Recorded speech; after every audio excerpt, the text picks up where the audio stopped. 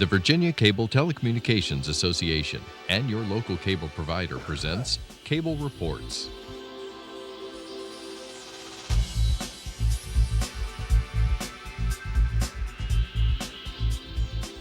Join us now as Cable Reports brings you up to date on current issues facing the Commonwealth through discussions with your local legislators and other policymakers from across Virginia.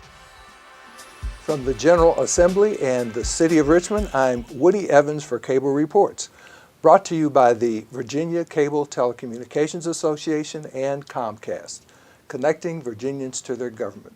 We're pleased to have two members of the House of Delegates from the Richmond area with us this morning. Delegate Betsy Carr, good to see you. Good to be here, thank you. Delegate Manoli Loupassi, good to see you again, sir. Good to see you, Woody. Short session, things are starting off pretty well so far? Yeah, you know, the first week is sort of just getting legislation in the hopper. So it's kind of a slow week for us, believe it or not. We do get a lot of visitations from constituents and from the lobbyists about particular subject matters, but otherwise it's pretty slow for us, and we'll start kicking in. It's a short session this year, so, you know, probably close to 3,000 pieces of legislation to get through, and so we'll be working hard here in the next 45 days. Of course, Delegate Carr, last Wednesday, the governor gave his address to members of the General Assembly. Any surprises in what he had to say?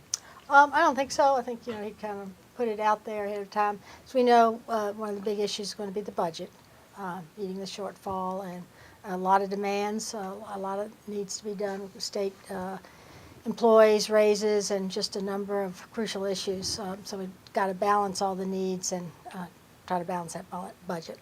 Now, both of you are products of local government in the city of Richmond. You were on the Board of Education. You were on the city council. As a matter of fact, one time you were president of the council.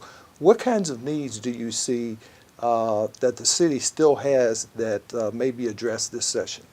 Well, Betsy's working on a number of pieces of legislation for the city, and I've signed on to one of her pieces of legislation that deals with, I'll let her talk about it, deals with the mass rapid transit.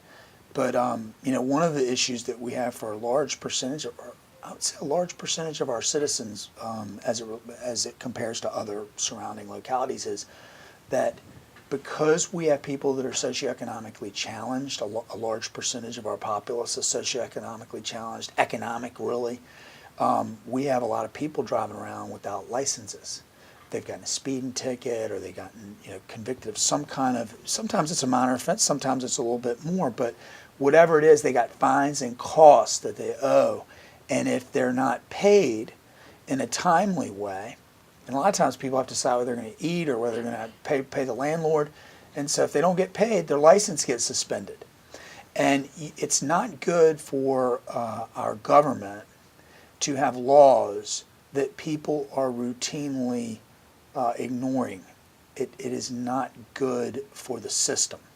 And so we have to figure out a way to fix this sort of anomaly that we have.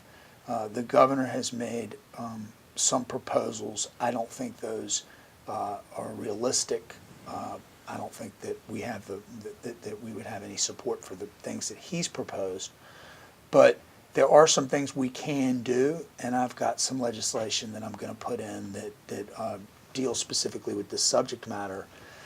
You know, allows people who are economically challenged for the court to consider their ability to pay, and then to get them on some type of doable payment plan so that they can get a license in the interim so they can go to work. Because, I mean, in general, we want our populace working, paying taxes. It's better for the economy, it's better for families, it's better for everyone if people are working every day. And so that's the idea, is to, you know, not to have the government here to do for you, but for you to go do for yourself. And don't have laws in place that impede people's ability to be gainfully employed. To the extent we can, we want to fix that. So that, I think, is really the major thing I'm sort of focused on this session. And I know that you're focused on a number of other things, including the enforcement of fares on public transportation. Is that correct? That's correct. We want to be able to support our mass transit, and we have a bill in with Manoli's support about making sure that the transits are able to collect the fares from the ridership. We're also working at, we've got a bill to enhance a bill that we put in last year about blighted properties and being able to, localities as well as nonprofits being able to have the receivership for the land banks fund. So that's a way that we can take care of some of our blighted properties in the city. Working with the police on some bills, community safety is a big issue with everyone, with our police officers count being down in the city. We're particularly focused on trying to help the police being able to do their job. And there's several bills, we can that we put in, and as you know, you can have the best idea in the world, and unless all of the stakeholders are involved, that bill's not going to go anywhere. So part of the process that we're going through is kind of working with folks to be able to make sure that all the parties, the police, the motel owners, the people who may be living in motels who are just happen to be collateral damage, and some of these bills are passed, have all of that when they're all around the table and talking. And that's part of our process, in the democratic process, and making sure everybody's involved in the lawmaking. So how was the fare enforcement issue brought to your attention? By the local transit, GRTC. So I take it that they're losing a considerable amount of money as a result of people not paying their fares? Not at this point, but they can when we put in the rapid transit. So I it's see. a different form when people get on at the end of the block and then have their little ticket and get on. So it's just a new way of enforcing and new way of administering and enforcing. So new technologies bring both positives and negatives. Yes. Now talk to us a little bit more about this suspension issue. I know right now if you get a DUI, for example, at least for a first offense, and you can correct me if I'm wrong, you can at least maintain a restricted license under certain circumstances so that you can go back and forth to work. So this concept that you're proposing is a little bit similar to that? Well, yeah, I mean, it doesn't affect, in other words, there are specific offenses in our code where it's part of the punishment that your license is suspended for a period of time, and then they allow you to have a restricted license under certain circumstances. So the DUI law is one of them, and there are many others. When you're underage possession of alcohol, they take your license for 6 months. Possession of marijuana or any drug offense, they take it for 6 months. Now there's talk about, whether or not that makes sense, because they're possession of marijuana. How does that relate to the possession of marijuana? How does it relate to driving if you're not in a car? Mm-hmm. You're maybe. So they're rethinking that, but that's not part of what I'm addressing. Specifically, what I'm addressing is just someone's ability to pay. It is simply for the fact that you can't afford a $250 fine or $150 fine because you were speeding.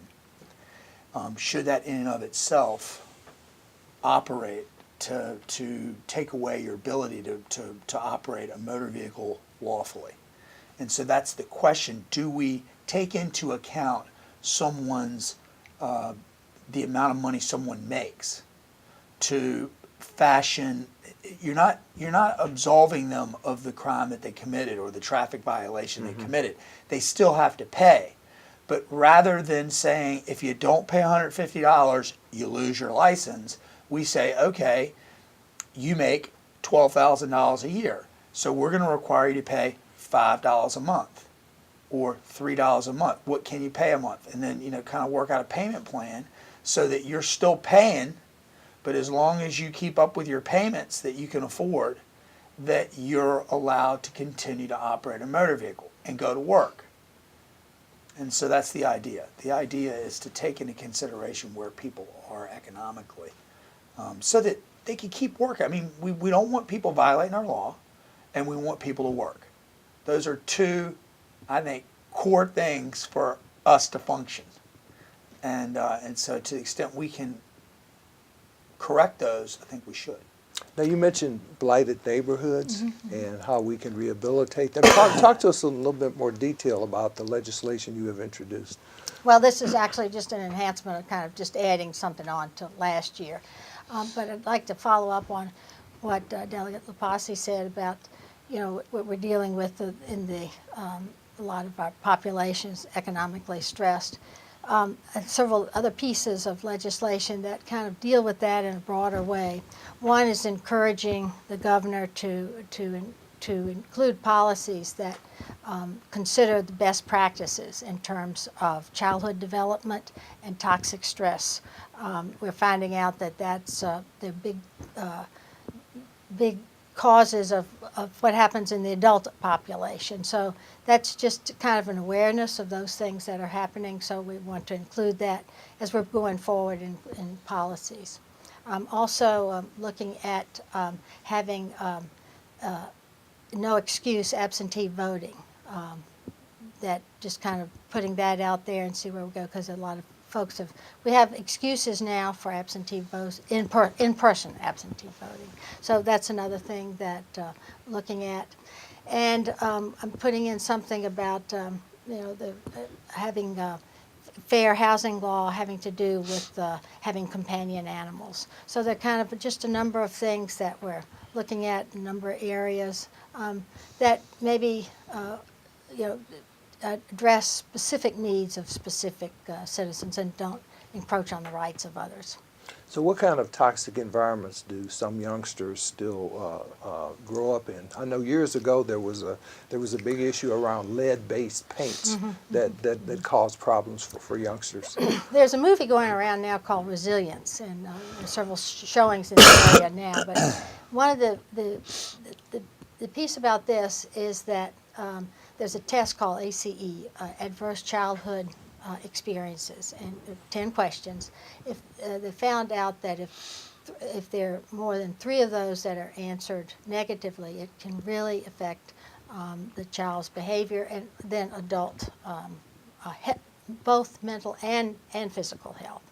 So this is a way that if our service providers, our school personnel, all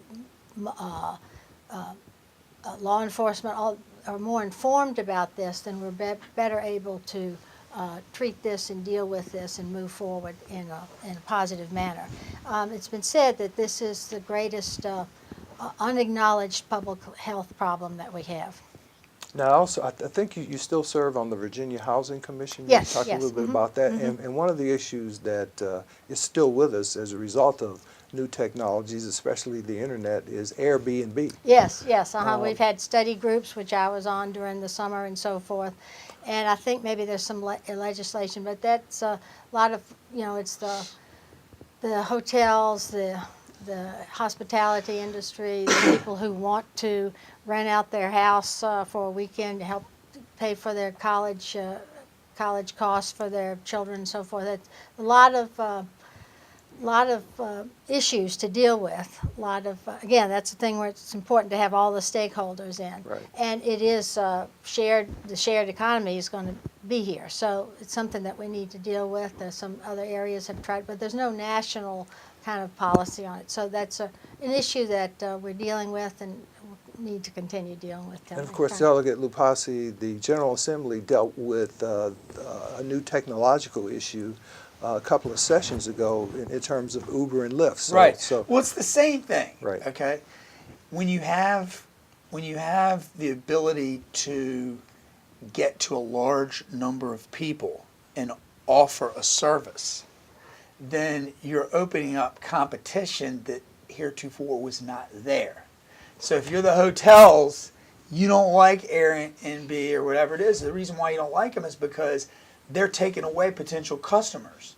And so you want the government to somehow fix that relationship so that, but from my standpoint, the more open the economy is to these types of things, the better, because the citizens in the end get what they want, and higher competition brings down prices. So I think it has the potential to be a good thing. Where they're concerned, where the government would be concerned, is to the extent you have these relationships, are they being taxed, and are the taxes being paid appropriately? We know if you rent in a hotel, for instance, in the city of Richmond, we have higher, and the localities are concerned too, because we have higher hotel taxes in the city to help pay for the convention center and help pay for the performing arts center. So we have a vested interest as government to be able to get to the tax money.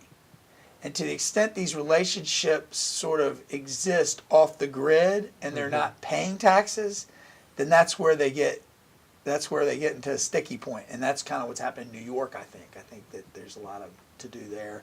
Most likely that's what they're dealing with, I'm assuming, on the housing and the housing side of it. So it's an interesting dynamic. It's the same way with Uber. They're competing with the taxis and the other carriers, and so there's this tension there. And I mean, eventually they're going to tax the internet. Eventually they're going to tax goods and commerce that come across the internet. They haven't done it yet, but eventually they're going to have to, because people aren't going to stores anymore very much to go buy. They're going to check out the goods and they buy them online. I mean, all you got to do is just sit outside. If you just sat at your window during Christmas season and watched the UPS trucks and the Federal Express trucks driving by, you know what time it is. People aren't, it's just, it's a shift. It's a massive shift in the way people do things. And it may not be long before we have the drones delivering packages. Exactly. It's amazing. Yeah. Talk to us a little bit more about educational needs. I know you mentioned the governor in terms of a one-time bonus for teachers and others in our public school systems as a result of budget deficiencies. Well, I don't think we're the review is not out. We aren't through with that yet, and I think there are a lot, as we said, there are a lot of competing interests. But I know some things they really want to take care of the state police. We're just losing personnel. It used to be one of the most in-demand professions. People are going to other states and other localities or whatever because they're just not getting paid. They're not getting the pay to support their families and so forth. So that's going to be a need. The state employees, of course, want theirs. There are a number of for instance, I've gotten a lot of emails about the state library. The state library was tremendously cut, and then that went down to the local libraries and so forth. So, the libraries are a main resource in our democratic society. So we need to do something about that. So there are a lot of competing interests in the budget, and we'll have to work on that and see what we can do. Same for K through 12 funding, though. Isn't that correct? I mean, that's another thing that's going to have to be balanced against other needs in the budget.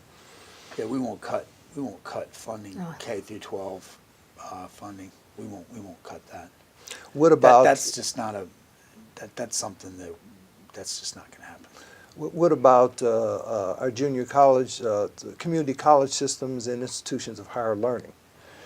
Well, and Betsy can speak more learnedly about this because she's on the appropriations committee. But from what I gather and seeing with the various people who are making decisions, and we all are, those have a higher potential for getting some cuts versus the K through 12, which I don't believe will. Mm-hmm. Talk to us. Betsy had mentioned blighted neighborhoods, and in the early '90s, Richmond had a lot of blighted neighborhoods. But as a result of tax credits, that has improved markedly. Talk to us about what has happened in that regard over the years. Number one and number two, I think there is a bill in the hopper that would attempt to limit or cap the amount of those tax credits. Yeah, so we had in the city when I was on the city council, periodically there would be proposals to do away with the tax abatement program, and the tax abatement program was set up to help encourage reinvestment in old and historic areas, and that worked in conjunction with state and federal tax credits. And we had found that there has been a tremendous amount of reinvestment in these areas. If you go to Church Hill, you'll see it. The Fan. Manchester. Yeah. Oh my gosh, Manchester, and what's the place over by the stadium? Scott's Addition. Scott's Addition is unbelievable. What's happened in Scott's Addition in the last 5-6 years. So there's a massive amount of redevelopment that's going on in the city, and I think if you talk to the major developers that have done a lot of the work, like Robin Miller and Dan Gecker and folks like that,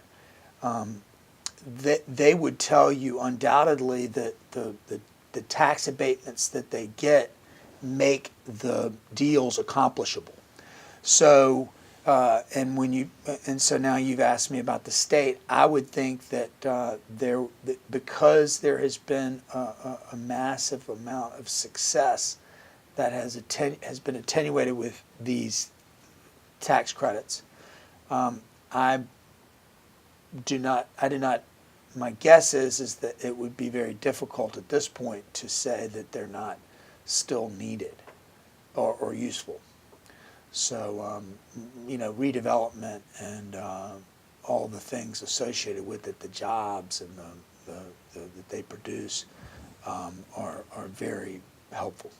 Do you see the same kinds of things in terms of how parts of your district have been revitalized as a result yes, of those indeed. credits? I have the privilege of representing the Manchester district that right across the river that we mentioned, which is a historic area of Richmond, and that is just gone just wild with the wonderful development there, and that's because of the tax credits. So talk to us a little bit about some of that development. What has happened there over the last 10 to 15 years?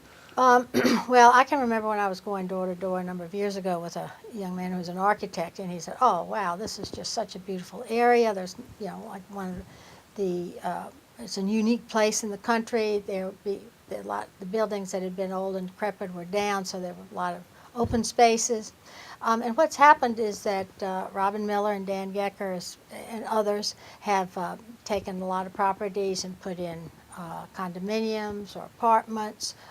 Richmond, the Better Housing Coalition has gone in and made wonderful residential communities, and that's become a really popular area for people to move in. A lot of young people move into the city or other place in the city, move there, finding that it's great to be there. There are shops coming up, breweries, restaurants, just art galleries, and taking old factories and so forth and making offices and so forth there. It's right by the river, so a lot of advantages to being in that area.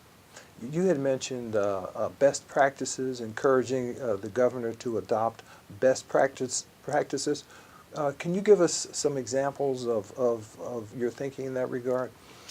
For instance, if we're not more knowledgeable about early childhood development and this toxic stress phenomena that we've been talking about, that makes a difference in how students and children, adults are treated.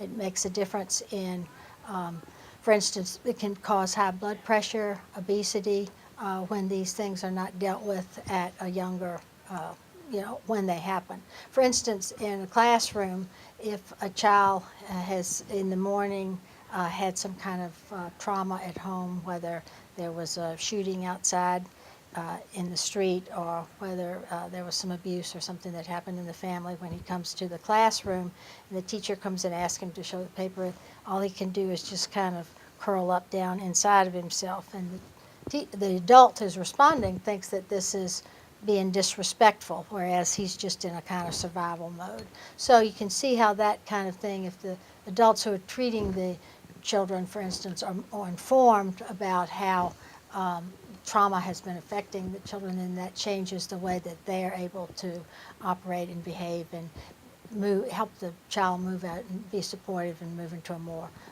supportive, productive behavior. Talk to us about the needs of our veterans in your district and statewide. Well, I mean, the issues that have faced, you know, our veterans as they have come back from the, you know, the fighting that has been occurring worldwide in the last 15 years has led to a lot of potentially psychological issues that they struggle with. I know that there's been you know, a lot written in the newspapers about medical care that they're receiving, and so, you know, and we have over the last probably 6 or 7 years. Betsy and I've probably been here 10 years now. You're a little bit longer than me. Oh, okay. But we have been attuned to many of these things. We've tried to, in some ways, make the transition from fighting to citizenry back to incorporating them into our citizenry by giving them certain tax breaks, maybe the widows and orphans certain tax breaks. So just to take a little bit of the pressure off of them that have served us and you know, allowed us to be free. So it's been very important. I want to say one thing, because I know we're probably getting closer to ending, but just a general observation of mine is, and maybe the citizens in general might not be aware of this because of what they read in the paper, they think that we here in the General Assembly are at each other's throats and that there's a massive amount of partisanship and ill will. And sometimes we disagree. And sometimes we disagree so vehemently that it can be tough. But in general, it's not the case. And I think in general, especially in the state of Virginia, I think the citizens can be very proud of the people that they have representing them. Betsy's wonderful, and we get along great. Great. Well, it's wonderful that both of you are here today. Good luck in the next 44 or so days. Delegate Manoli Loupassi, Delegate Betsy Carr. Thank you. Thank you for watching Cable Reports, brought to you by the Virginia Cable Telecommunications Association and Comcast. Until next time, I'm Woody Evans.